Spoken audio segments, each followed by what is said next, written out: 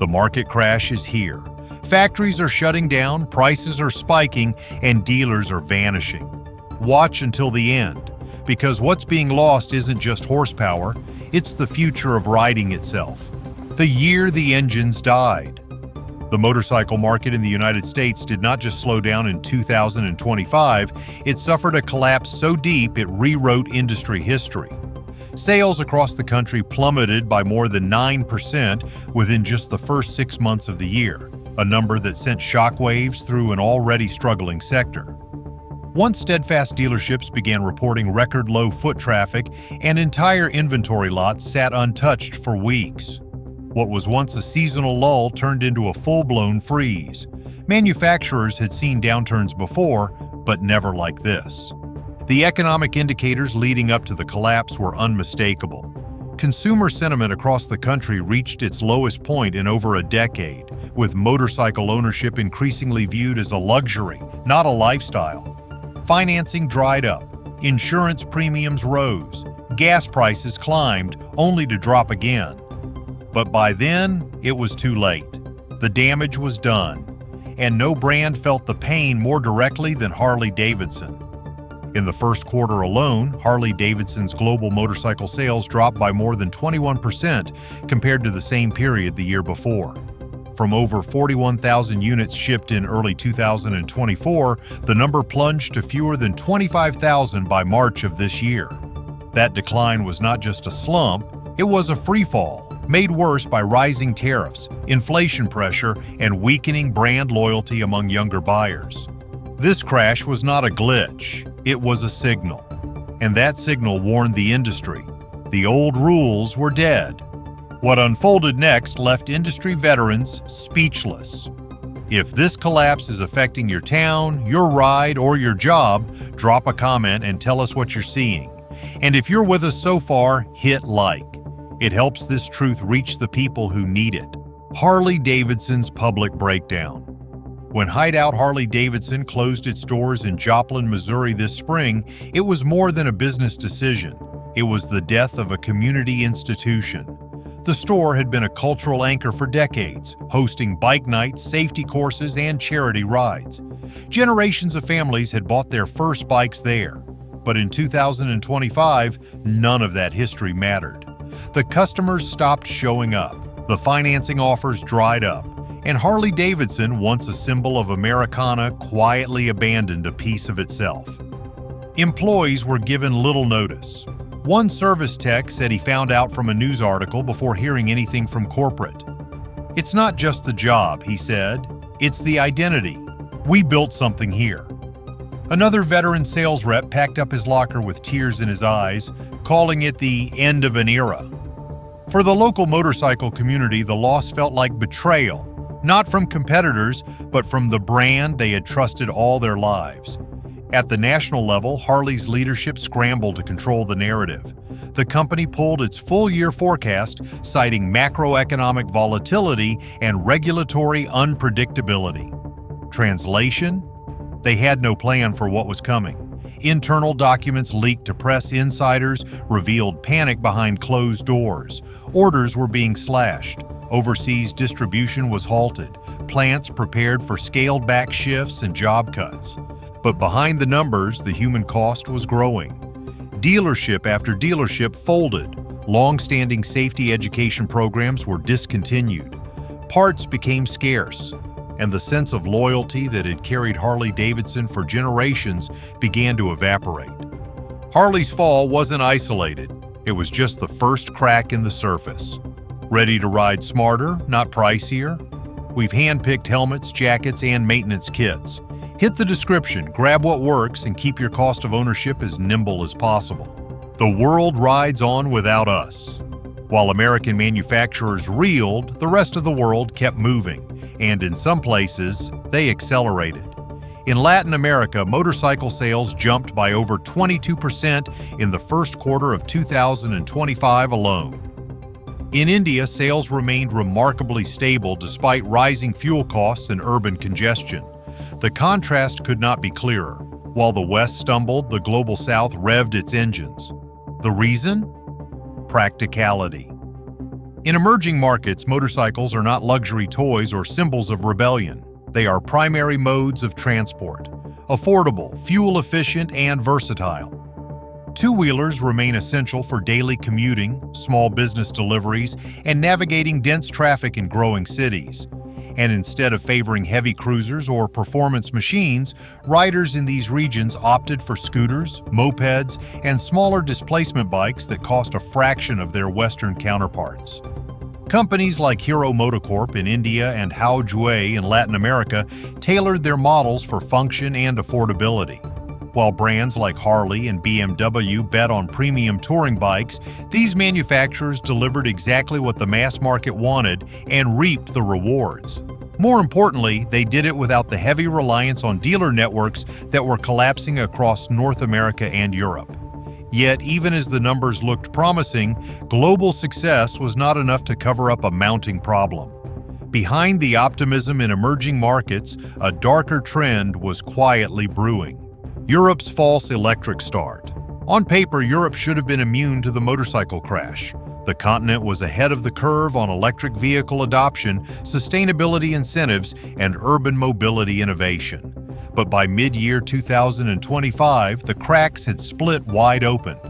Motorcycle registrations in Western Europe fell by 16%, and in some Eastern European markets, the drop was over 40%. The reasons were layered and brutal. New European Union regulations introduced tighter emissions thresholds, but manufacturers struggled to comply in time. Meanwhile, a surge in self-registration schemes, where dealers buy their own inventory to inflate sales numbers, flooded the market with unsold bikes. Consumers grew skeptical, financing was delayed, and insurance providers raised premiums for newer models with unproven electric platforms. Import delays from Asia added further strain. With rising container costs and ongoing port congestion, many European dealerships could not secure enough units to meet even modest demand.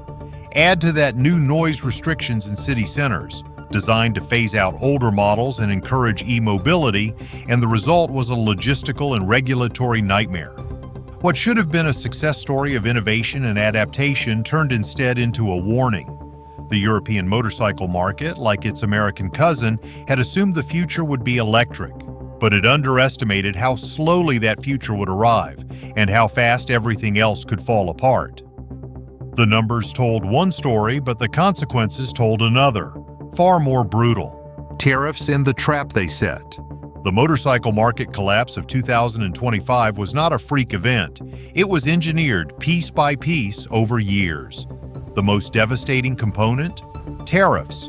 The very policies once sold as a shield for American manufacturing became the noose tightening around its neck. Harley-Davidson, the industry's iconic giant, found itself caught in a tariff trap that cost the company an estimated $175 million in penalties and redirected resources. And it was not just about lost profits, it was about lost ground, on pricing, on production, and on trust. In the wake of pandemic-era supply chain failures, lawmakers had rushed to impose protective tariffs against Chinese-sourced components. But those same components powered the motorcycles Harley depended on. Batteries, electronics, frames, all became exponentially more expensive. Harley raised prices. Customers recoiled. Dealers struggled to move inventory, and by the time executives realized their margins were bleeding, the demand had already vanished. Smaller manufacturers fared no better. Even those who sourced locally were trapped in a cost spiral as the global parts ecosystem fractured under policy pressure. Inflation piled on. Then came the knock-on effect. Financing terms tightened as input costs ballooned. The result was a retail disaster masked as a manufacturing correction. But in reality, the crash had already begun. Those tariffs didn't just hurt, they detonated the foundation beneath every brand. Credit killed the clutch. If tariffs lit the fuse, credit conditions pulled the pin. By mid-2025, interest rates had climbed to their highest point in nearly 2 decades. Financing a motorcycle, once a modest monthly indulgence, became economically impractical for the vast majority of buyers. The average loan term stretched past 72 months, and still fewer approvals came through. Lending institutions began tightening eligibility. For many consumers, even a low-end commuter bike now demanded a down payment larger than what they had in savings. This was especially devastating for the next generation of riders. Millennials and Gen Z consumers already saddled with housing costs and student loans looked at a $15,000 motorcycle and simply walked away. Why finance a two-wheeled luxury when ride shares, scooters, and public transport were cheaper and more flexible? Motorcycling, once a rite of passage or a rebellion statement, no longer aligned with the lifestyle economics of young adults. Dealers tried everything: zero-down offers, delayed payment schemes, loyalty bonuses, but nothing broke the wall. Financing dried up and units sat idle on showroom floors. Inventory costs crushed already struggling franchises. Meanwhile, used motorcycles flooded the market, further depressing prices for new units. Even Harley-Davidson's own credit arm began showing signs of strain. While giants stumbled, one quiet contender began rewriting the rules: Kawasaki's silent coup. Kawasaki did not roar to the top. It glided there, quietly, deliberately, and against every expectation. While Harley-Davidson, Honda, and KTM saw double-digit declines, Kawasaki's sales in the United States surged by over 17% in just 12 months. In a year defined by chaos, Kawasaki found clarity. They did not chase the premium market, they chased the practical one. Their models were lean, modular, and affordable. Instead of bloating their lineups with high-concept luxury bikes or futuristic failures, Kawasaki doubled down on what riders actually wanted: reliability, rideability, and respectable price points. Their Ninja series became an unlikely workhorse, agile enough for commutes, fast enough for thrill seekers, and priced well below over-engineered rivals. Dealers noticed. While some brands sent fewer shipments and jacked up prices, Kawasaki kept supply steady and used a decentralized parts strategy that weathered tariff storms better than anyone else. Their marketing was humble but razor-sharp. While others peddled identity, Kawasaki sold usability. The result: market share gains across the board. Kawasaki overtook Honda in key segments, left KTM scrambling, and cut into Harley-Davidson's midweight dominance. No drama, no reinvention, just sharp execution in a fog of corporate confusion. For every company that adapted, another spiraled into disaster. KTM's fall from glory. At the beginning of the decade, KTM was on fire, aggressive, fast-growing, and brimming with European engineering swagger. By mid-2025, that fire had become a financial inferno. Beneath its flashy branding and off-road image lay a debt crater of over 3 billion euros. KTM's global expansion, once hailed as visionary, had overreached, and now the company was racing to salvage itself from collapse. The numbers told a brutal story. Sales in North America fell by more than 30% year over year. Supply issues snarled delivery timelines. Meanwhile, the high-performance sector that KTM dominated saw a dramatic consumer shift toward entry-level, fuel-efficient models. The mismatch was fatal. Inventory piled up in dealer lots. Creditors came calling. In response, KTM began a desperate restructuring effort.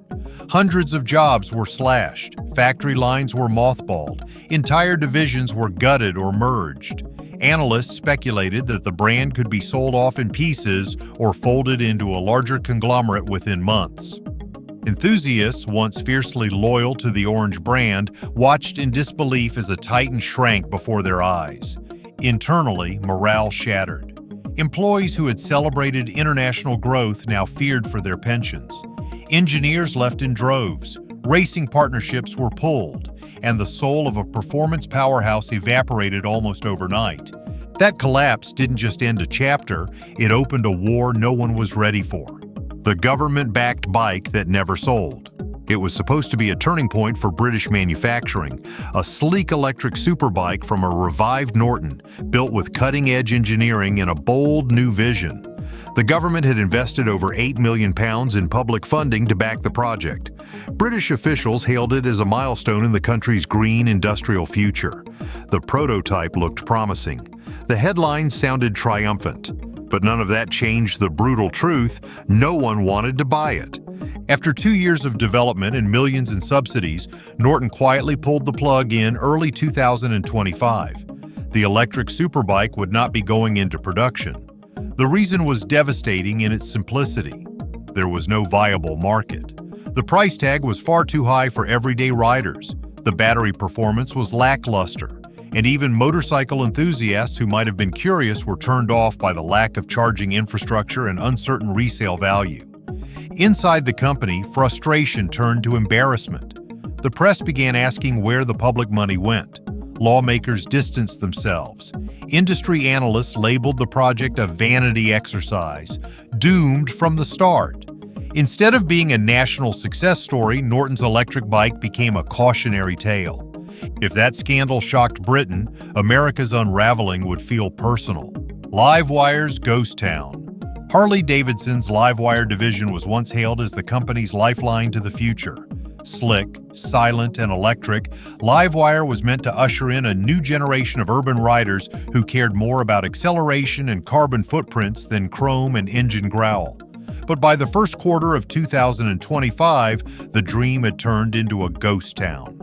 Only 33 units were sold. Not 33,000, just 33. The losses were staggering. LiveWire burned through over $20 million in a matter of months. Dealerships refused to stock the bikes. Consumers balked at the price. Even in major metro areas like Los Angeles and New York, where electric vehicles had found early adoption, the LiveWire gathered dust in showroom corners. It was not just a failure of sales, it was a collapse of vision. Investors, once optimistic about Harley's EV pivot, began to panic. The stock took a hit. Internal memos questioned the long-term viability of the brand. And for riders, the message was clear. Harley-Davidson might still own the past, but it had no grip on the future. Even the most loyal fans struggled to justify an electric bike that cost more than a small car, but delivered less in every category except silence. As others pulled back, Asia accelerated with relentless precision. Vietnam rides ahead. While Western manufacturers fumbled their electric rollouts, Vietnam surged forward with the kind of momentum no one expected. The turning point came when Hanoi announced plans to ban all gasoline-powered two-wheelers from the city center by the year 2030. Rather than protest, the public adapted, and so did the manufacturers. Vietnamese company VinFast stepped in and delivered. Affordable, durable, and electric. In a country where two-wheeled transport is essential, electric mobility became a necessity, not an option. Charging stations appeared across urban neighborhoods. Local governments partnered with private firms to create swappable battery infrastructure. VinFast offered financing plans tailored to low-income riders. By early 2025, electric motorcycles had become the new normal in Vietnam's urban core. The shift was not flashy, it was functional. Instead of targeting high-end buyers with superbikes and luxury branding, Vietnamese firms focused on usability, price, and maintenance. They asked what real commuters needed and delivered exactly that. And unlike the West, where electric bikes still struggled for mainstream appeal, Vietnam had created a self-sustaining ecosystem that was growing faster than anyone predicted. That shift in the East forced a regulatory reckoning across the Western world. The rules that crushed the engine. In Europe and the United States, regulators had a different approach. Rather than incentivize gradual adoption, they imposed sweeping restrictions. Noise ordinances, emissions bans, and congestion penalties hit all at once. At face value, these rules aimed to push the industry toward cleaner, quieter alternatives. But without the infrastructure to back them, the result was chaos. In European cities like Paris and Berlin, new motorcycles faced complex certification rules and delayed approvals. Meanwhile, older internal combustion models were phased out by law. Riders complained about sudden registration issues and service problems. Dealers could not get new stock in time. Supply chains, already strained by tariffs and logistics breakdowns, cracked under regulatory pressure. In the United States, particularly in states like California and New York, environmental policies collided with market realities. Brands were forced to redesign entire models just to meet local standards, only to discover the new versions cost too much to sell. Buyers hesitated. Dealers hesitated. The momentum toward electric turned into hesitation, frustration, and retreat. Manufacturers were caught in a no-win scenario. Innovate too slowly and face penalties. Innovate too quickly and face rejection. The regulatory clock ticked on, but the market wasn't ready, and every delay cost real money. With supply chains shattered, the final blow struck those closest to the ground. Dealership destruction. In early 2025, Peter Stevens Motorcycles, one of Australia's largest motorcycle retailers, entered administration. More than 400 jobs hung in the balance, and multiple locations across the country prepared for liquidation. It was not an isolated incident. It was part of a spreading fire that began with sales declines and ended with entire communities losing their local dealerships, their jobs, and a piece of their identity. For decades, dealerships served as cultural landmarks as much as commercial ones.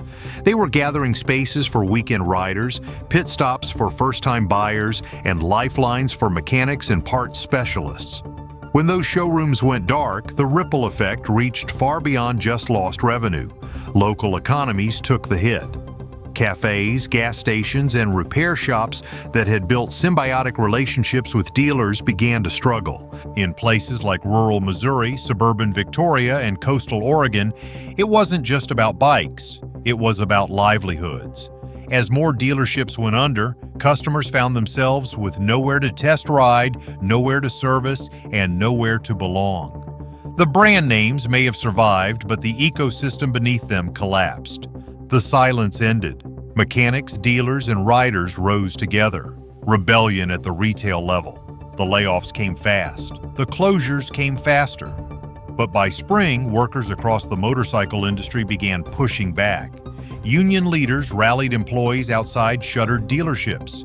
Independent mechanics staged slowdowns and walkouts. The sentiment was clear. The crash wasn't just a business cycle, it was a betrayal. Technicians, salespeople, and service staff who had built entire careers around loyalty to a brand were left with nothing when the bottom fell out. In some cities, protests spilled into showrooms. Frustrated workers blocked deliveries and handed out flyers accusing manufacturers of abandoning their frontline employees. At one dealership in Ohio, a group of former staffers nailed their shop uniforms to the door and spray-painted "We built this, you broke it" across the boarded-up windows. The message struck a chord online, going viral and drawing nationwide attention to the human cost of the collapse. It wasn't just symbolic, it was a declaration of war from the working class. These were not fringe voices. These were career mechanics, 20-year showroom veterans, parts specialists with families and mortgages suddenly treated like disposable assets. Independent service shops fared no better. With parts pipelines clogged and warranty programs frozen, many of these family-run businesses could no longer operate. Some tried to pivot to e-bike repairs or general vehicle work, but it wasn't enough. Others shut down entirely. Local customers, too, felt abandoned, left without reliable places to service bikes or claim warranty coverage, and with no real answers from corporate. Suddenly, the crash became a weapon in the hands of powerful politicians. The power play begins. As public anger over the crash spread, politicians seized the moment. Lawmakers on both sides of the aisle began drafting emergency proposals, some to rescue the industry, others to reshape it. Tariff policies were thrust back into the spotlight. Advocates for free trade called for the rollback of duties that had strangled supply chains. Protectionists pushed for new buy local mandates to revive domestic assembly plants. Electric vehicle subsidies became a battlefield. Some pushed to expand them, hoping to accelerate a transition to a cleaner, leaner two-wheeled future. Others slammed the programs as corporate giveaways, pointing to failed EV launches like LiveWire and Norton as evidence that the market didn't want electrified motorcycles in the first place. Debates erupted on cable news. Town halls lit up with questions about whether taxpayers should fund companies that just laid off hundreds of workers. The politics of the motorcycle crash became a proxy for a larger identity struggle, one that touched every voter who had lost something, a paycheck, a dealership, a dream. Behind the scenes, lobbyists lined up to influence factory subsidies, retraining grants, and dealership tax incentives. Trade groups scrambled to get ahead of new legislation. Governors offered incentives to lure manufacturing jobs to their states, sparking a new kind of industrial turf war. Nationalism versus globalization was no longer an abstract debate. It was a tug-of-war over real jobs, real votes, and real futures. Political candidates began incorporating the crash into their stump speeches, painting the industry's collapse as everything from a regulatory failure to a symptom of unchecked globalization.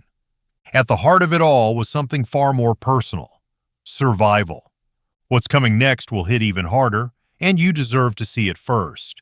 Subscribe now so you don't get left behind in this industry reset. Every video here is your early warning before the rest of the world catches on. Consumers choose a side. For buyers and investors, the motorcycle market crash of 2025 became a defining moment. Harley-Davidson, in a move that stunned analysts, began selling off a $5 billion stake in its financing arm. The goal was to stabilize capital, redirect funds, and prepare for a leaner, more uncertain future. But the sale also signaled something deeper. Even the titans knew the old business model was gone. Consumers responded with their feet and their wallets. Many walked away from motorcycles altogether, opting instead for scooters, public transport, or even e-bikes. Others turned to the used market, where prices for late-model bikes fell sharply, making them the only reasonable entry point for casual riders. For the first time in decades, the aspirational draw of a new motorcycle was eclipsed by cold economic practicality. At the same time, some buyers embraced minimalist alternatives. Lightweight commuter bikes, stripped-down standards, and hybrid electric models found small but growing audiences, especially in urban centers where full-size motorcycles had become unmanageable or unaffordable.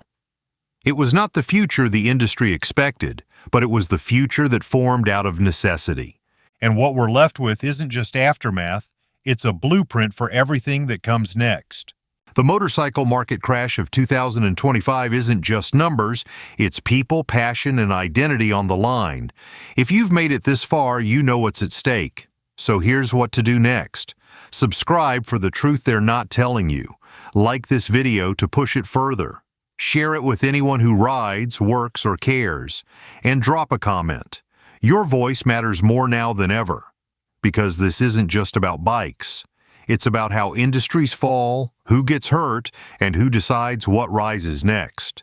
We're not done yet, and neither are you.